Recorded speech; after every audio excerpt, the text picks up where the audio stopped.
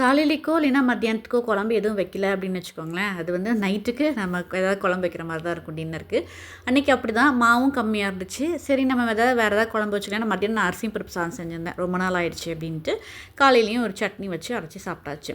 அப்போ நைட்டுக்கு நம்ம வேறு ஏதாவது பண்ணுற மாதிரி இருக்குது அப்படின்ட்டு பார்த்தா மஷ்ரூம்ஸ் இருந்தது. பட்டன் மஷ்ரூம்ஸ் அதுதான் வச்சு இன்றைக்கி சவுத் இந்தியன் ஸ்டைலில் நம்ம அரைச்சி ஊற்றி வைப்போம் பார்த்தீங்களா, மட்டன் குழம்புலாம் எப்படி செய்வோமோ அந்த மாதிரி டேஸ்ட்டில் பண்ணிக்கலாம். தேவையான வெங்காயம், இஞ்சி, பூண்டு எல்லாமே உரிச்சு வச்சாச்சு. தேங்காய் எல்லாமே துருவி வச்சாச்சுங்க. இந்த மஷ்ரூமும் வந்து இப்போல்லாம் கழுவும் போது பார்த்திங்கன்னா இந்த அரிசி மாவு போட்டு கழுவுறது நல்லாயிருக்கு. அப்படியே நம்ம சும்மா டேரெக்டாக தண்ணியில் கழுவுறத விட அரிசி மாவு தூவிட்டு, பட்டன் மஷ்ரூம்ஸ்க்கு அரிசி மாவு தூவிட்டு நல்லா உப்பும் கொஞ்சம் கூட சேர்த்துக்குவேன். ரெண்டையும் நல்லா பரட்டி விட்டுட்டு தண்ணியில் கழுவும் போது நல்லா பளிச்சுன்னு இருக்கும். முன்னாடிலாம் நான் லெமன் பிழிஞ்சு விட்டு கழுவுங்க, அதுவுமே நல்லா தான் இருக்கும், பளிச்சுன்னு தான் இருக்கும். இதெல்லாம் இந்த அரிசி மாவு போடும்போது இந்த குட்டி குட்டி நிறையா தூசு மேலே அந்த கருப்பு கருப்பாக மிளக்கும் பார்த்திங்களா, அது எல்லாமே நல்லா வர்ற மாதிரி இருக்குது. அதனால் இப்போ அரிசி மாவு தூவிட்டு மஷ்ரூம்ஸ் எல்லாம் க்ளீன் பண்ணி எடுத்து வச்சிட போகிறேன். காளான் பொறுத்த வரைக்கும் குழம்பு வைக்கிறேன் அப்படின்னா சிப்பி காளான் தாங்க அதிகமாக நான் யூஸ் பண்ணுவேன். இந்த பட்டன் காளான் வாங்குகிறோம் அப்படின்னா ஒன்றா சாதம் செய்கிற மாதிரி இருந்தால் வாங்குவேன். மற்றபடிக்கு குழம்பு வைக்கிறோம் அப்படின்னாலே சிப்பி காளான் தான். அதுவுமே செஞ்சு ரொம்ப நாள் ஆயிடுச்சு. இப்போ காளான் எல்லாத்தையும் தண்ணியில் போட்டு அலசி எடுத்துக்கிறேன். தண்ணியில் போட்டு ரொம்ப நேரம்லாம் வைக்க மாட்டேங்க. ஏற்கனவே காளான் ரொம்ப தண்ணி விடும் இல்லையா, இதில் தண்ணியில் வேறு போட்டு வச்சோம்னா அவ்வளோதான், இன்னுமே தண்ணி விட்ட மாதிரி ஆகிடும். அதனால் எப்போவுமே காளானை தண்ணியில் போடுறேன் அப்படின்னாக்கா கையோட அலசிட்டு தண்ணியை வடியை விட்டு எடுத்து வச்சிடுறது. அப்புறம் நம்ம கிரேவி பண்ணும்போது இந்த வெங்காயம், தக்காளி எல்லாம் அப்படி நின்றுக்கிட்டே கடகடன்னு கட் பண்ணி போட்டுடலாம். இந்த எடுத்து வைக்கிறது தாங்க கொஞ்சம் நமக்கு டைம் ஆகும். இப்போ ஒரு வானல் வச்சாச்சு. இதில் எண்ணெய் ஊற்றிட்டு பட்டை, லவங்கம் சேர்த்துட்டு ஏலக்காவை சேர்க்கலைங்க. ஏலக்காய் கரம் மசாலா கொஞ்சம் கடைசியாக அந்த குழம்புக்கு சேர்க்க போகிறேன். அதில் கொஞ்சம் இருக்கிறதுனால இதில் ஏலக்காய் அதிகமாக சேர்க்கல. ஏன்னா அதோட டேஸ்ட் தான் அதிகமாக வந்துடும் அப்படிங்கிறனால. இது கூட பெரிய வெங்காயம், சின்ன வெங்காயம் ரெண்டுமே மிக்ஸ் பண்ணிக்க போகிறேன். சின்ன வெங்காயம் ஒரு கைப்பிடி அளவுக்கு போட்டுட்டு பெரிய வெங்காயம் வந்து 1 மட்டும் போட்டுக்க போகிறேன், ஒரு மீடியம் சைஸில். குழம்பு இப்போ நிறையா கிடைக்கும் அப்படிங்கிறதுனால. இது கூட ஒரு பச்சை மிளகா, 2 வரமிளகா எல்லாம் எண்ணெயிலேயே போட்டாச்சு. இதை போட்டுட்டு கொத்தமல்லி தூளாக தான் கடைசியாக சேர்த்துக்க போகிறாங்க. வர கொத்தமல்லிலாம் இதில் சேர்க்க போகிறது கிடையாது. சோம்பு, கசகசா இதை மட்டும் சேர்த்துக்க போகிறேன். சின்ன வெங்காயம் போடும்போது இது கூட கருவேப்பிலையும் போட்டாச்சு. இப்போ சோம்பு, கசகசா எல்லாம் சேர்த்துட்டு பெரிய தக்காளி பழம் ஒன்று சேர்த்துக்கிறேங்க. தக்காளி பழம் இன்றைக்கி அரைச்சி தான் நான் சேர்த்துக்க போகிறேன். இல்லை சில டைம் நான் வதக்கிட்டு அப்படியே குழம்பு வைக்கும்போதே வெங்காயத்தை கூட வதக்கி விட்டுருவேன். இன்றைக்கி தக்காளி பழத்தையும் சேர்த்து அரைச்சிக்க போகிறேன். தக்காளி பழத்தையும் வதக்கி விட்டுட்டு ஒரு கைப்பிடி அளவுக்கு தேங்காய் துருவலையும் சேர்த்து 2 பரட்டு ஸ்டவ் ஆஃப் பண்ணிடலாம். இந்த சூடு கொஞ்சம் இருக்கும்போதே கொத்தமல்லி தூள் 2 ஸ்பூன் சேர்த்துட்டு நல்லா பரட்டி விட்டுறலாங்க. இது கூடவே மல்லித்தூளையும் சேர்த்து நான் அரைச்சிக்க போகிறேன். தனியாக சேர்க்க போகிறதில்ல, இது கூடவே சேர்த்து நான் அரைச்சிக்க போகிறேன். இன்னொரு பாத்திரத்துக்கு மாற்றி வச்சிடுறேன், அப்போ தான் சீக்கிரமாக ஆறும். இப்போ இந்த வானலையும் நம்ம கழுவி வச்சிட்டோம்னாக்கா இதுலேயும் நான் கிரேவி செஞ்சுக்கலாம். இப்போ இது ஆறிட்டு இருக்கிறதுக்குள்ளே நான் சப்பாத்தி மாவு பிசைஞ்சு வச்சுருந்தேன்னா அதை கொஞ்சம் நம்ம ரெடி பண்ணி வச்சிடலாம், தேய்ச்சி வச்சிடலாம் அப்படின்ட்டு தான் நான் இப்போல்லாம் எடுத்து வச்சிட்ருக்கேன். ஆனால் கையோட சப்பாத்தியே போட்டு முடிச்சிட்டேங்க. ஒரு 10-12 சப்பாத்தி, அதுவே கொஞ்சம் எக்ஸ்ட்ரா தான் மிச்சமாகும். இருந்தாலும் ஒரு 12 சப்பாத்தி மாதிரி போட்டு வச்சிடுறது. இப்போ இதெல்லாம் எடுத்து பக்கத்தில் எல்லாம் வச்சுட்டு ரெடி பண்ணிக்கிறேன். இதை நம்ம எப்போவுமே நம்ம ஒரு வேலை செய்கிறோம் அப்படின்னாக்க அந்தந்த பிளேஸில் அதை எடுத்து வச்சிட்டோம்னு வச்சுக்கோங்களேன், நம்ம ஒர்க் பிளேஸ் நிறையா கிடைக்கும். அதனால் செய்யறதுக்கு நம்ம வேலை செய்யறதுக்கும் கொஞ்சம் ஈஸியாக இருக்கும். இந்த மாவை உருட்டி வச்சிடலாம் தான் நான் எடுத்து எல்லாம் வச்சுட்டு இருந்தேன். நான் உருட்டினதுக்கப்புறம் சரி இதை தேய்ச்சேன். சரி தேய்ச்சாச்சு, இதை கையோட போட்டுடலாம் அப்படின்ட்டு குழம்பு வைக்கிறதுக்கு முன்னாடி எனக்கு சப்பாத்தியும் போட்டே வச்சாச்சு.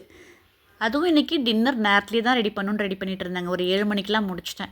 ஏன்னா இன்றைக்கி விசாகனுக்கு ஃபுட்பால் டோர்னமெண்ட் இருந்துச்சு. காலையில் ஒரு 8 மணிக்கெலாம் கிளம்பியாச்சா. காலையில் டிஃபனு, மதியானம் லஞ்ச் எல்லாமே ஸ்கூல்லேயே சாப்பிட்டாச்சு. சரி வந்ததுக்கப்புறமா நேரத்தில் நம்ம ஸ்நாக் அது இதுன்னு சாப்பிட்றதுக்கு டின்னராகவே ரெடி பண்ணிடலாம் அப்படின்ட்டு டின்னராகவே அவ்வளோ சீக்கிரம் ரெடி பண்ணியுமே கடைசியில் விசாகன் சாப்பிட்டது என்னமோ சப்பாத்தி, அதுக்கு மேலே நெய் தடவிட்டு வெல்லம் வச்சு ரோல் பண்ணி சாப்பிட்டாச்சுங்க. ஏன்னா எனக்கு அன்றைக்கி வாயில் புண்ணு இருக்குமா, என்னால் இதை சாப்பிட முடியாது அப்படின்ட்டு நெய் சப்பாத்தி ரோல் பண்ணி சாப்பிட்டேன். சரி அப்படின்ட்டு கம்பல்லாம் பண்ணலாங்க, விட்டாச்சு. ஏன்னா வாயில் புண்ணு இருக்கும்போது இந்த குழம்புலாம் கொஞ்சம் காரமாக இருந்தால் கூட சாப்பிட முடியாது இல்லையா சின்ன பசங்க. அதனால் நானும் பெருசாக கம்பல் பண்ணலை. சப்பாத்தி எல்லாம் போட்டு முடிச்சாச்சு. போட்டு வச்சுட்டு அடுத்தது இந்த மசாலாக்கெலாம் அரைச்சி வச்சுட்டேங்க. வறுத்து வச்சுருந்தேங்களா, வதக்கி வச்சுருந்தோம் இல்லையா, அது எல்லாத்தையும் அரைச்சிட்டு இப்போ கிரேவிக்கு ரெடி பண்ணிக்க போகிறேன்.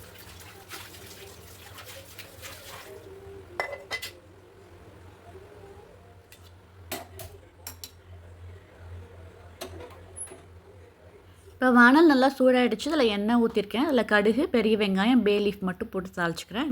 ஹோல் ஸ்பைசஸ் எதுவுமே சேர்க்கல. இப்போ இந்த வெங்காயத்தை போட்டுட்டு ஒரு 2 நிமிஷத்துக்கு நல்லா வதக்கிட்டு இஞ்சி பூண்டு இடித்து வச்சுருக்கேன். இடித்து வச்ச இஞ்சி பூண்டு இதில் சேர்த்து ஒரு 2 தடவை பரட்டிட்டு கட் பண்ணி வச்சுருக்கேன் மஷ்ரூம்ஸை இதில் சேர்த்துக்க போகிறேன். இந்த மஷ்ரூம்ஸ் அன்றைக்கி 2ஆக கட் பண்ணாமல் நீல வாக்கில் 3ஆக கட் பண்ணி எடுத்திருக்கேன். இதையும் இதில் சேர்த்துட்டு இதில் நல்லா பரட்டி விட்டுக்கலாங்க. இது கொஞ்சம் தண்ணி விட்டு வரும் இல்லையா, அந்த தண்ணி கொஞ்சம் குறைஞ்சதுக்கு அப்புறமா தான் நம்ம அரைச்சி வச்சுருக்க மசாலாவை இதில் சேர்த்துக்க போகிறேன்.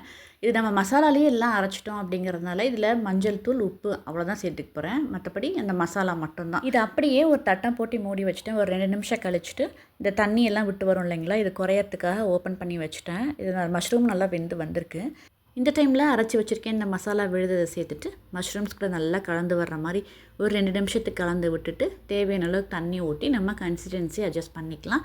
நம்ம குழம்பா வேணுமா, திக்காக வேணுமா, அந்த மாதிரி நமக்கு எந்த அளவுக்கு தேவையோ அந்த அளவுக்கு நம்ம கொதிக்க வச்சு நம்ம எடுத்துக்கலாங்க. இந்த இடத்துல கல்லுப்பு, மஞ்சள் தூள் 2மே சேர்த்துக்கணும். ஏன்னா நான் அரைக்கும் போது சேர்க்கல இல்லையா, இப்போ மஞ்சள் தூள் கொஞ்சம், கல்லுப்பு சேர்த்து நல்லா கொதிக்க ஒரு 5 நிமிஷத்துக்கு இந்த காளான் மசாலா எல்லாம் ஒன்று சேர்ந்து வெந்து வரணும் இல்லையா, அதுக்காக ஒரு 5 நிமிஷத்துக்கு நல்லா கொதிக்க வச்சு 1/4 ஸ்பூன் அளவுக்கு கரம் மசாலா சேர்த்துட்டு இன்னும் ஒரு 2 நிமிஷத்துக்கு கொதிக்க வச்சுக்க போகிறேன்.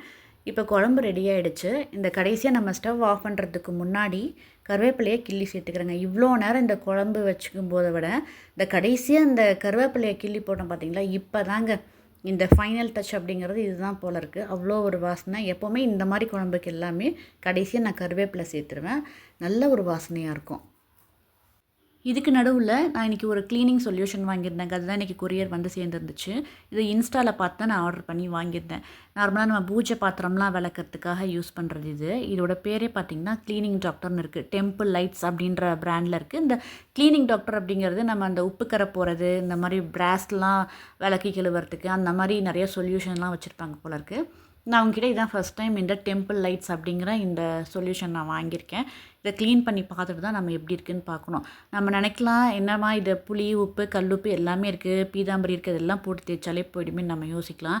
ஆனால் இப்போ நான் பாத்திரம் எல்லாமே லிக்விடில் விளக்கி பழகியாச்சுங்களா. அப்புறம் இந்த பூஜை பாத்திரத்தை தனியாக போட்டு நம்ம இந்த தூள் போட்டு விளக்கும் போதோ, இந்த புளி, கல்லுப்பு, லெமன்லாம் போட்டு தேய்க்கும்போது கை ரொம்ப பொத்தல் விழுந்த மாதிரி ஆகிடுதுங்க. சரி, ஏதாச்சும் ஒரு நல்ல ஒரு க்ளீனிங் லிக்விட் பார்க்கணுன்ட்டு ரொம்ப நாளாக பார்த்துக்கிட்டே இருந்தேன். நான் இது வரைக்கும் எதுவும் வாங்கினதில்லை. இது ஃபஸ்ட் டைம் வாங்கியிருக்கேன். இதை பார்த்துட்டு இது எப்படி இருக்குது அப்படிங்கிறது உங்களுக்கு நான் சொல்கிறேன். கூடவே ஒரு ஸ்ப்ரேயரும் கொடுத்துருக்காங்க. நம்ம எதுலேயுமே மாற்றி வைக்க தேவையில்லை. இதுலேருந்து அப்படியே ஸ்ப்ரே பண்ணிவிட்டு ஒரு 2 நிமிஷம் கழித்து நம்ம தேய்ச்சி எடுத்தோம்னா க்ளீன் ஆகிடுன்ற மாதிரி சொல்லியிருக்காங்க. இதோட ரிவ்யூஸ் எல்லாமே நல்லாயிருக்கு. அவ்வளோதாங்க. இன்றைக்கி டின்னருக்கு சப்பாத்திக்கு மஷ்ரூம் கிரேவி ரெடி பண்ணியாச்சு. நாளைக்கு வேலையை நாளைக்கு பார்த்துக்குவேன். ஏன்னா நான் ப்ரிப்லாம் கிடையாது. அப்போ என்ன இருக்கோ அதை வச்சு நான் சமைச்சிக்குவேன். இவ்வளோ நேரம் இந்த வீடியோ பொறுமையாக பார்த்தவங்க எல்லாருக்குமே ரொம்ப நன்றிங்க. பாய்.